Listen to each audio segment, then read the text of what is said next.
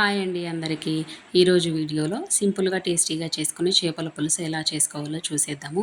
నేను ఈరోజు చేసిన చేపల పులుసు ఒకప్పుడు యూట్యూబ్‌లో నేను చూసి నేర్చుకొని చేసిందే అండి.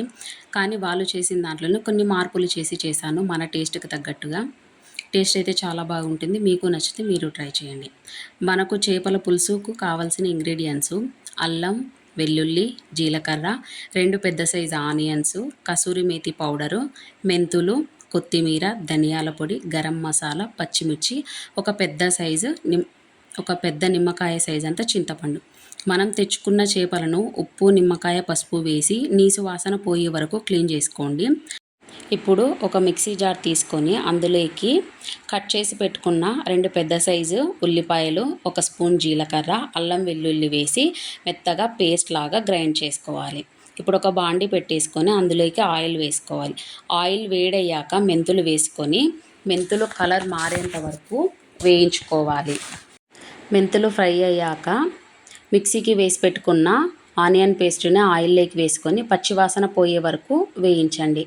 ఆయిల్ పైకి వచ్చాక కసూరి మేతి పౌడర్ వేసి కాసేపు ఆయిల్లోనే ఫ్రై అవ్వనివ్వండి. అందులోకి పచ్చిమిర్చి, కరివేపాకు, ఉప్పు, కారం, పసుపు వేసి ఒకసారి మొత్తం కలిపి మూత పెట్టి ఆయిల్ సపరేట్ అయ్యే వరకు వేయించుకోవాలి.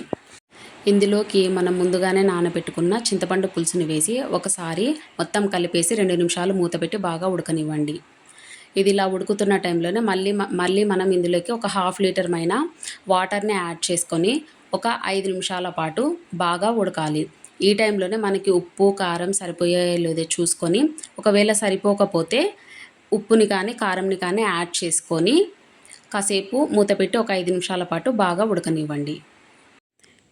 ఇప్పుడు మనము ముందుగానే వాష్ చేసి పెట్టుకునే చేప ముక్కలను ఇందులోకి వేసి ధనియాల పొడి, గరం మసాలా, కొత్తిమీర వేసి ఒకసారి మొత్తం మిక్స్ చేసి మూత పెట్టి 15 నిమిషాల పాటు మీడియం ఫ్లేమ్లోనే ఉడకనివ్వండి. ఇక్కడ నేను ధనియా పౌడర్, గరం మసాలా, కొత్తిమీర వేసిన క్లిప్ అయితే మిస్ అయిందండి. మీరైతే ఈ చేపల ముక్కలు వేసిన టైంలోనే అవి కూడా వేసి ఒకసారి మిక్స్ చేసి మూత పెట్టి 15 నిమిషాల పాటు మీడియం ఫ్లేమ్లో బాగా ఉడకనివ్వండి.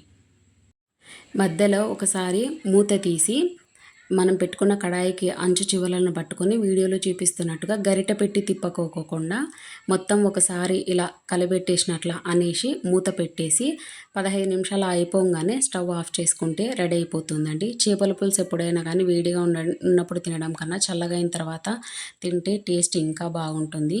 ఈ వీడియో కనుక మీకు నచ్చినట్లయితే కంపల్సరీ ట్రై చేయండి. అలాగే లైక్ చేయండి, షేర్ చేయండి, ఛానల్ని సబ్స్క్రైబ్ చేసుకోండి. Thank you.